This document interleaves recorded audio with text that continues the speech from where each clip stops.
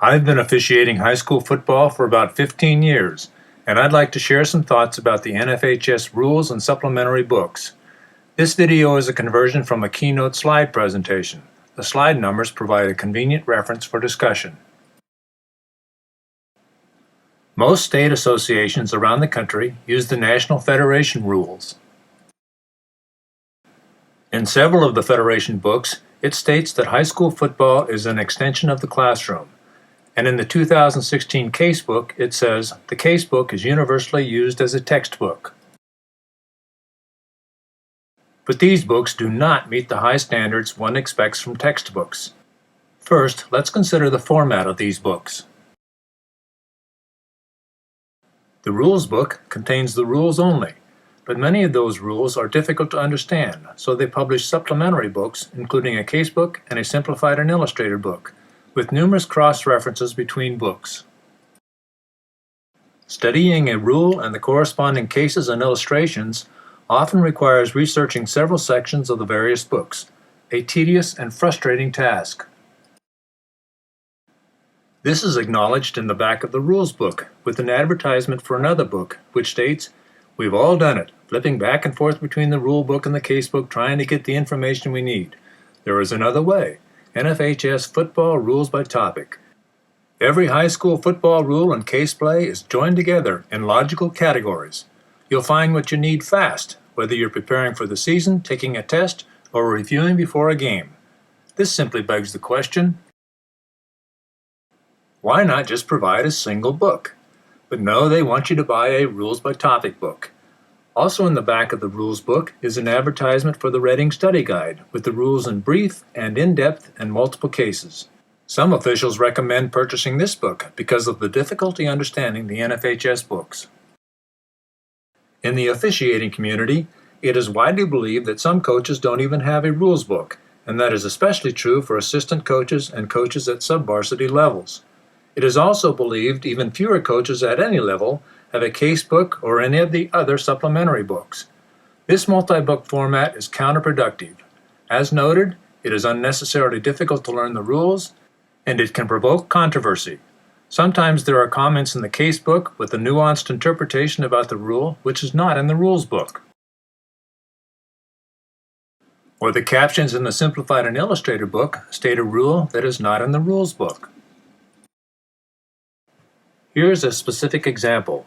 In the casebook, under Unfair Act, it says the "Where's the T" play is unfair because actions or verbiage designed to confuse the defense into believing there is a problem and a snap isn't imminent is beyond the scope of sportsmanship and is illegal. First problem, where is scope of sportsmanship defined? Sportsmanship varies from sport to sport. Golfers keep their own score. In football, when have you ever heard of a player turning to an official and confessing, "Sir, I held. You need to throw a flag against me"? Inserting an indefinite phrase like scope of sportsmanship is inviting controversy. Second problem. Rule 921 is equally vague and totally subjective, with no mention of actions or verbiage designed to confuse or scope of sportsmanship. If the official tells the coach, "That play is illegal because it is beyond the scope of sportsmanship," then a coach can't find any definition of scope of sportsmanship in the rules book. The coach concludes the official was making up his own rules. This undermines the credibility of the officials. If the state associations believe this is the optimum way to learn and enforce rules, why don't they use the same format? Why don't they have a supplementary casebook, simplified and illustrated book, and a rules by topic book? The multiple books handicap officials. Instead of making it as convenient as possible to learn the rules in a single book or find the needle in the haystack, the NFHS keeps piling on more hay. Too often, coaches and officials are not on the same page. Even worse, we're not even in the same book. In addition to that problem, there are many errors in the content of these books. In the Simplified and Illustrated book, it claims the definitions are clear and concise. Actually, many of the definitions are not clear and concise. Let's look at several definitions and the related cases and illustrations. In Rule 232 and the illustrations, The rule includes 45 degrees from the blocker's body, but there is no mention of an axis to measure from. Is it a horizontal axis through the shoulders? A vertical axis from head to toe? Without an axis, this is a useless rule. Rule 2.10.2 defines the field of play as the area within the boundary lines and the goal lines. Rule 1.2.2 says, the game of football is played on a field 360 by 160 feet. So the game is played in the end zones, but the end zones are not in the field of play. When numbers are on the field, the tops of those numbers shall be 9 yards from the sideline, and they are considered the 9-yard marks. Definition 2.6.2a says an authorized team conference can be a between 9-yard mark conference, but the rule says it must be between the hash marks, and the corresponding illustrations show the players huddled between the hash marks. Why call it a between 9-yard mark conference if it must be held between the hash marks? These books abuse their own rules repeatedly. Rule 2.43.4 contradicts the other rules defining designations. A puts the ball in play, and the opponent is B. Since A puts the ball in play, when A legally kicks the ball, A becomes K, the kicking team, and B becomes R, the receiving opponent team. The A players become K, kickers, and B players become R, receivers, when the ball is kicked. So if the ball is kicked, team designations are not retained until the ball is next marked ready for play. In this situation, the ball is never kicked, so there is no K. Inexplicably, the players are referred to as A players thereafter in accordance with the comment. By rule, K can never be in scrimmage kick formation because it is A that puts the ball in play, and R1 can't charge into A1. This should read A. It can't be K because then the ball would already have been kicked.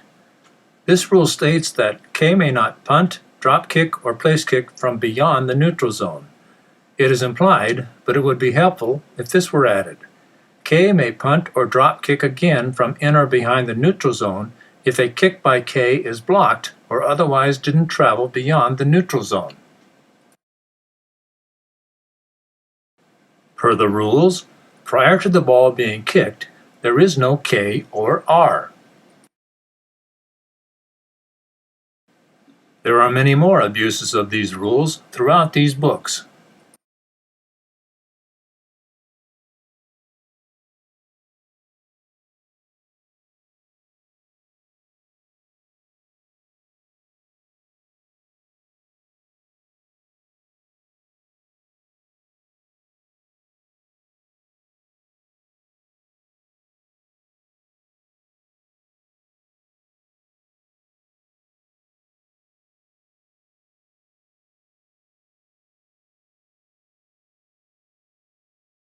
In the Simplified and Illustrated book, it says a player becomes a kicker when he kicks the ball. When he whiffs, he is not a kicker, so there should be no K in the caption, and in the illustration, as stated, the player is not a kicker, so there can be no K or R. And there is another illustration making the same error.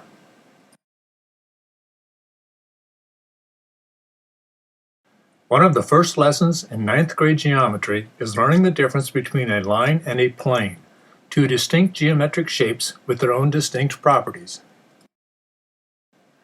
But the books repeatedly define and illustrate a line as a vertical plane, conflating the two geometric shapes as though they are the same.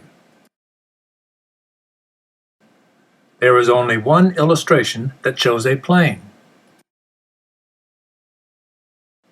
And the definition for line of scrimmage is oxymoronic. Line is singular, but there is a line for each team, which are not lines, they are vertical planes. When someone says line of scrimmage, you visualize a line, but this definition describes two planes.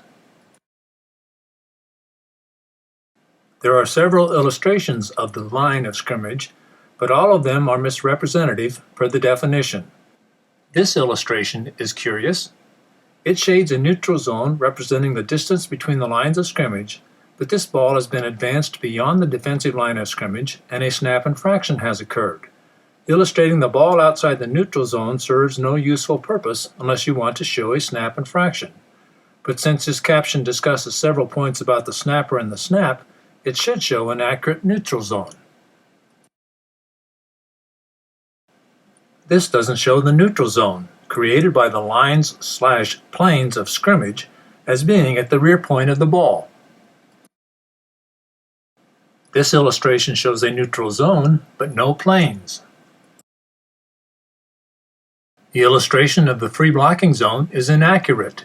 It shows and refers to a single line, but the definition for the free blocking zone says behind each line of scrimmage. So there should be another line, and the free blocking zone should be expanded by the length of the football. Because the free blocking zone is described as being behind each line of scrimmage, and the football is almost 1 foot long, the free blocking zone is actually about 6 1/3 yards deep. The same correction should be made to the illustration for 9, 8, and 6 player football.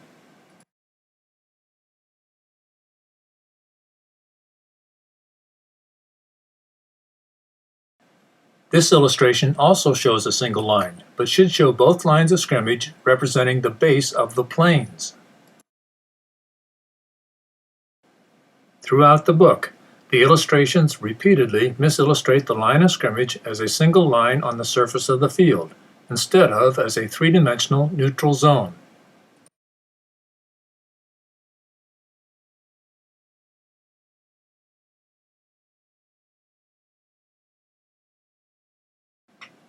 And there are several more misleading illustrations, all showing a single line instead of two planes.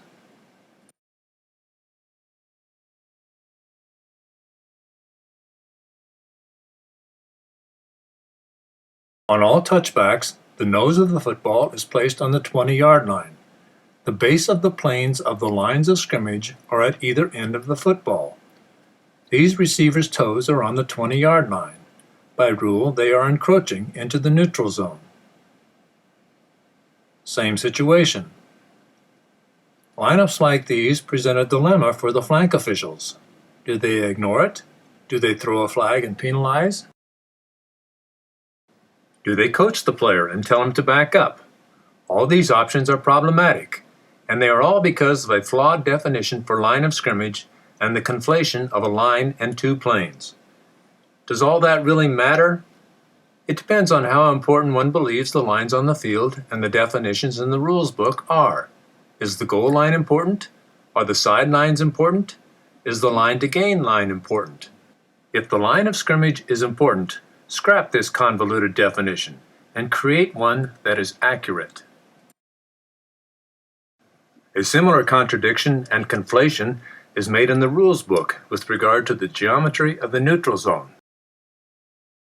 Rule 228.1 defines the neutral zone as the space between the two free kick lines during a free kick down and between the two scrimmage lines during a scrimmage down. For a scrimmage down, it is as wide as the length of the football. Because it says it is the space between the lines, in freshman geometry that would mean it has only two dimensions, the length of the football and the width of the field. But that is incorrect.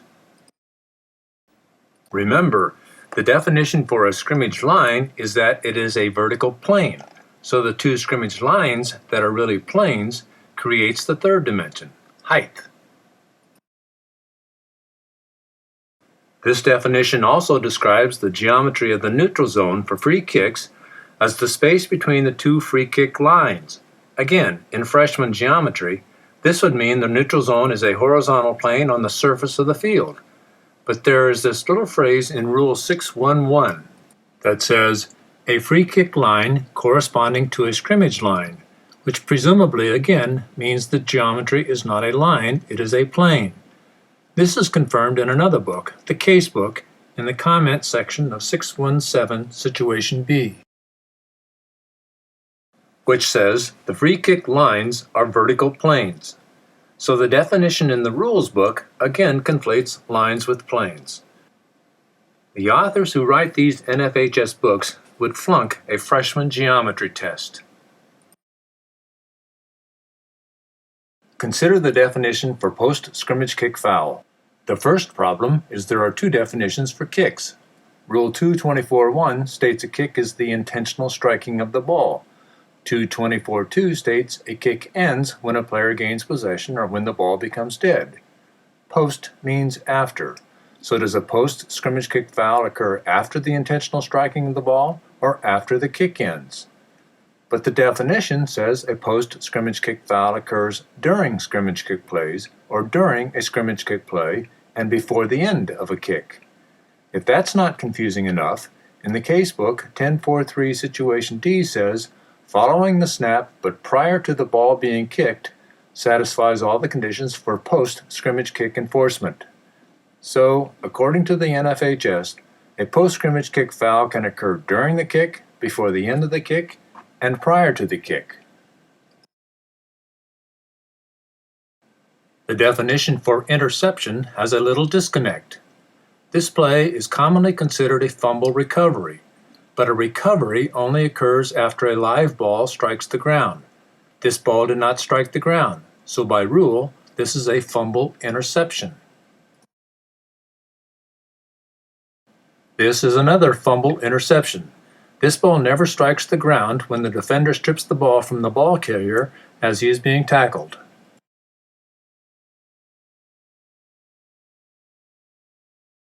Statistically, this is typically recorded as a fumble by the player losing possession and a fumble recovery by the player gaining possession.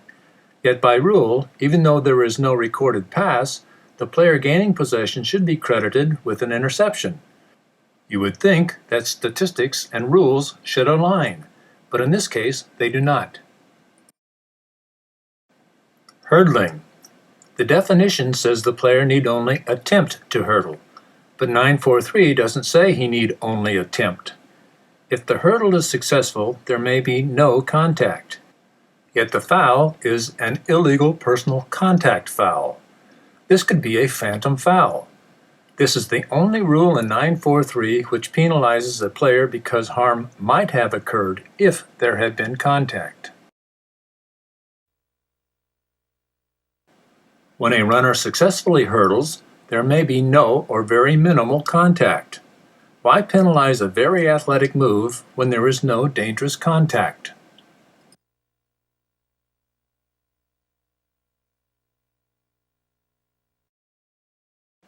The rule requires that the hurdle be over an opponent who is contacting the ground with no part of his body except one or both feet.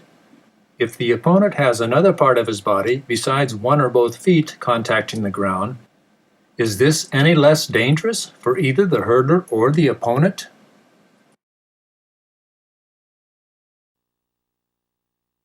Here's an interesting play. By rule, because this opponent is not contacting the ground with any part of his body except one or both feet, this is a legal hurdle, which is not hurdling. Rule 2.16.2g defines a player foul. A foul other than non-player or unsportsmanlike by a player in the game hereafter referred to as a foul. Is the player referred to as a foul? Is it the game? The spot where a run ends is where the ball becomes dead in the runner's possession, but the related running play continues until the ball becomes dead or any player gains possession. If the ball becomes dead, how can the play continue and become dead a second time? Besides there being several definitions that are not clear and concise, there are many other rules, cases, and illustrations with inexcusable errors. Situation 2.15.2. It is 1st and 10 for A at B's 12-yard line. A1 sprints near the end line and then button hooks. He jumps and possesses a forward pass. A1's momentum carries him back into the field of play, and he lands and is downed on the 1 yard line. He sprints one direction, stops and button hooks, jumps, and his momentum carries him something close to world record long jumping distance.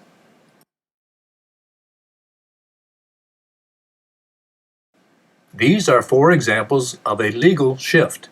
If the label is illegal shifts, why not give examples of illegal shifts? Rule 123A and the related illustration tell what should be used to mark the white lines on the field. How does a black and white picture illustrate non-caustic, non-toxic material such as powdered gypsum, calcium carbonate, and liquid aerosol paint? This is a useless illustration, which is also incorrect in that it fails to show that the yard lines are to end 4 inches from the sideline. Rule 123B Note 1 refers to extensions, but these lines don't extend any other lines and should be labeled as markings. Rule 123D Note says, game administration may place 4-inch wide and 12-inch long bisecting marks along the restraining line. These lines are very rarely placed on the fields, even outside the restricted area. If they are there, they are not bisecting the restraining line, they are bisected by the restraining line. Note 1 under Rule 123E again refers to extensions, when they should be labeled as markings because they don't extend any lines.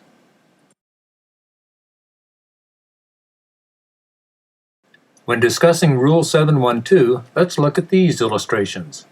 The rule says the snapper may lift the ball for lateral rotation, but may not rotate end for end or change the location or fail to keep the long axis of the ball at right angles to the line of scrimmage. When you look at the other illustration, it shows the center has tipped the ball, and it is no longer at a 90-degree angle to the line of scrimmage. This rule is outdated. By what? A half century or more?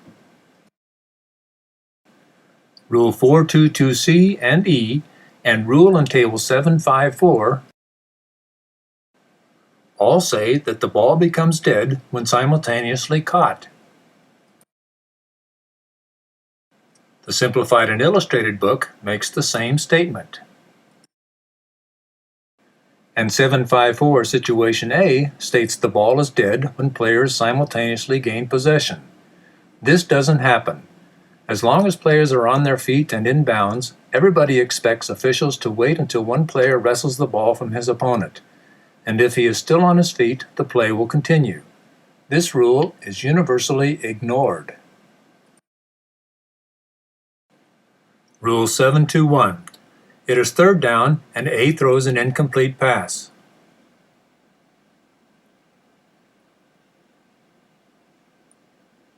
It is now 4th down and A sends in the punt team. On the left edge of the screen, the referee gives the ready signal and blows his whistle. After the ready, most of the A players who participated in the previous down are on the sideline and will not have been momentarily between the 9-yard marks before the snap. 4th and 11, and A will punt. 8 A players who participated in the previous down, when the referee gives the ready, will not have been momentarily between the 9-yard marks after the ball is marked ready for play and before the snap. A is substituting with its punt team. By this rule, when the referee gives the ready signal, the 8 players who participated in the previous down are supposed to have been momentarily between the 9-yard marks before the snap. They are not. They seldom are, and if they are, it is by coincidence, not by observance or enforcement of this rule. This rule is not enforced when there are wholesale substitutions. After timeouts, when players go to the sidelines, officials do not monitor A players who participated in the previous down or each substitute. It is not enforced at the end of quarters or after halftime. As written, this rule is routinely ignored. Instead, it is enforced as though it were written like this.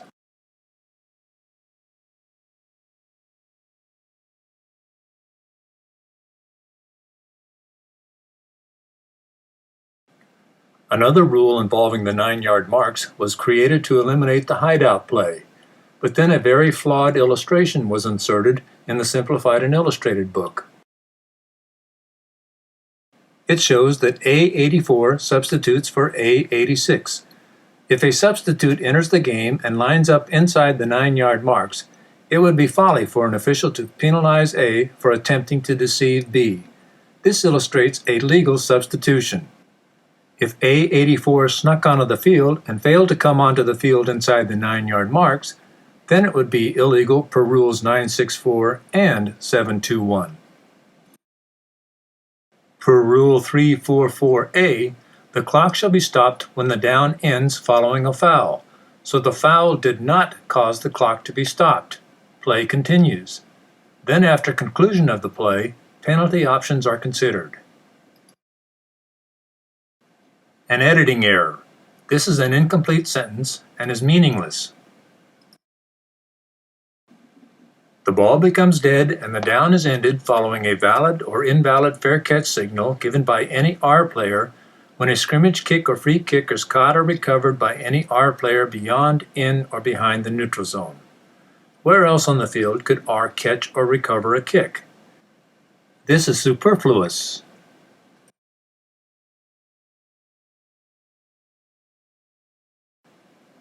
Is this just theoretically or for real? Hash marks shall be located 53 feet 4 inches from and parallel with each sideline. In Rule 433, when the runner goes out of bounds, the nearest hash mark is the least important mark, and this is misstated. It should read, the out of bounds spot, or the forward progress spot, is fixed by the yard line through the foremost point of the ball at the time the runner crosses the plane of the sideline, and while moving forward, should be added. The nearest hash mark is relevant only in determining the inbound spot.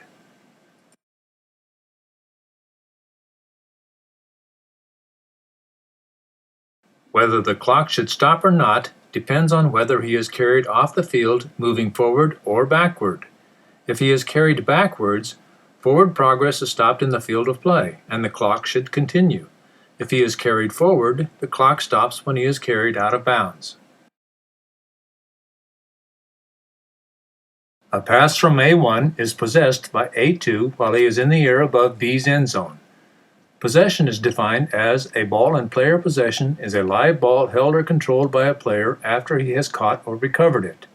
Rule 821 says, possession of a live ball in the opponent's end zone is always a touchdown. So when the ball is possessed by A2, it is a touchdown and a dead ball, and it doesn't matter if he subsequently loses control. Per Rule 943H, the penalty is for incidental grasping of the face mask. There is no incidental face mask.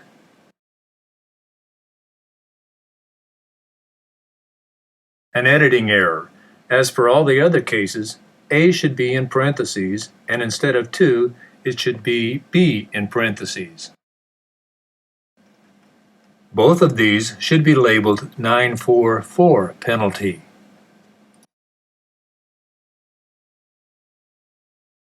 Is a 15-yard penalty deserved if a player only kicks at the ball? What if he doesn't touch it? Why not change this to something like deliberately kicking the ball other than during a legal kick? It is illegal participation if an injured player is not replaced for at least one down. In the situation, it notes, A1 must leave the game for at least one down. What is not clear is, if A is penalized, must A1 leave for the next down? If so, this is a double penalty, the yardage plus A1 required to sit out the next down. This rule should be clarified.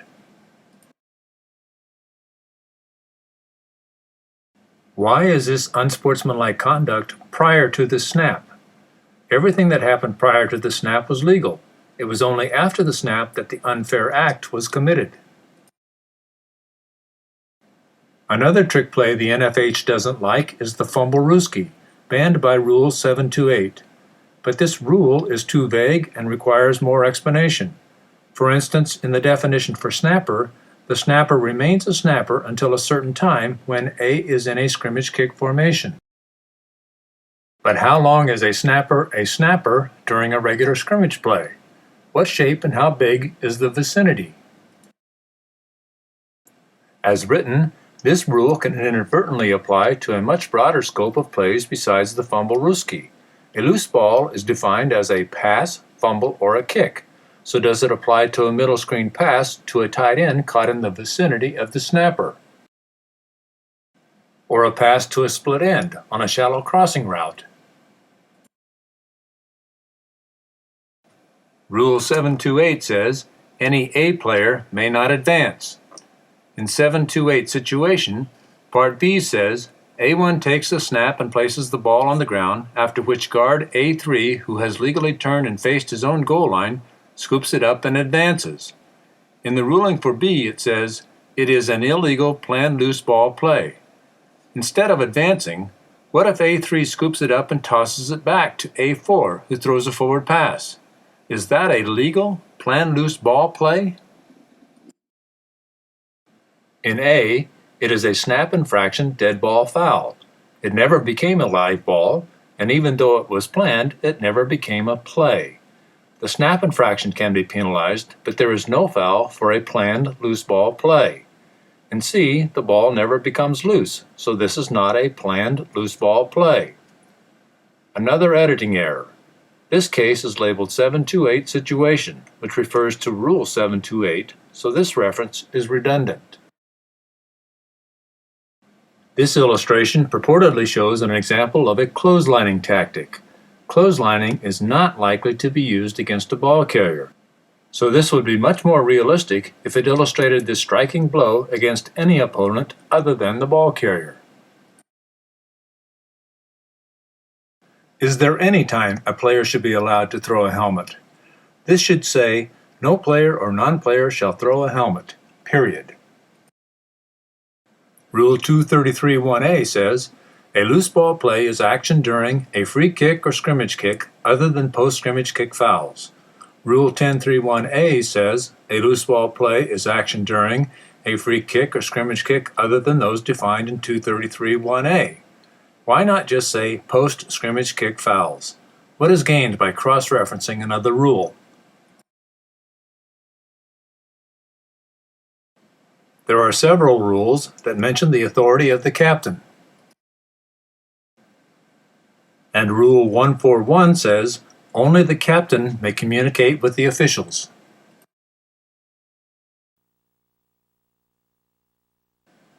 There are some referees that abide by this rule, but many officials. Personal foul.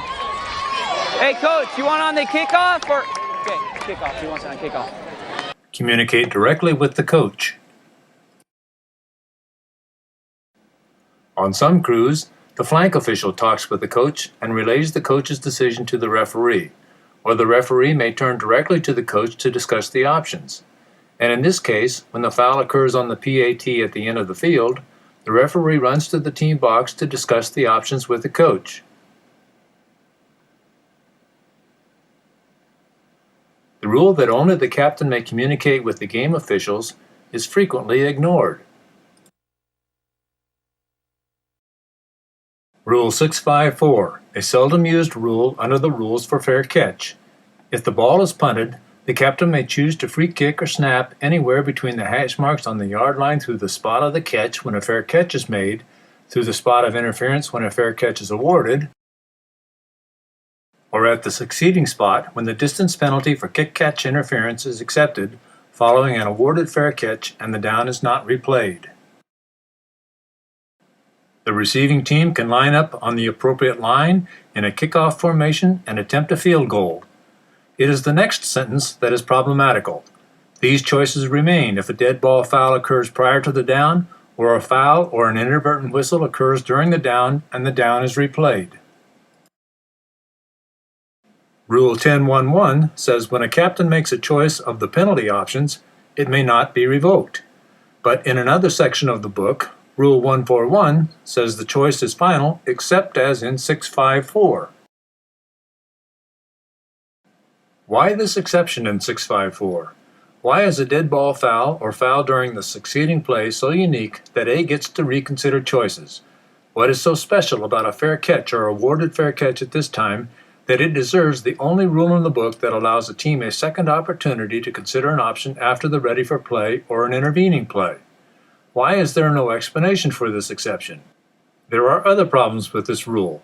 The rule doesn't say which team fouls. A, B, either? It says these choices remain if a foul occurs, and only C specifies the succeeding spot for kick-catching interference. If any other foul occurs and A or B apply, is the free kick line the succeeding spot, or as stated in A, through the spot of the catch, or in B, through the spot of interference? In the casebook, it states the free kick line moves to the succeeding line, but that is not stated in the rule. Why should one have to look in another book to find answers to fundamental questions about poorly worded rules? If one argues the free kick line is moved as a result of a 10 or 15-yard penalty, there are contradictions with other rules, such as 511A. You can't replay the down and also start a new series of downs. Rule 525 says a series of downs ends when there is an award of a first down or when A is in possession beyond the line to gain. So with a 10 or 15-yard penalty, the down is not replayed. But the biggest mystery is why these choices remain if an inadvertent whistle occurs. This is extraordinarily punitive to B. B did nothing wrong. The mistake was made by an official. Yet A gets rewarded with the easiest opportunity in the whole game to score 3 points. No risk of an errant snap or hold, no pressure from a rush or risk of a block. Tee it up, relax, take your time, kick it through the uprights. Why? How is this equitable to B?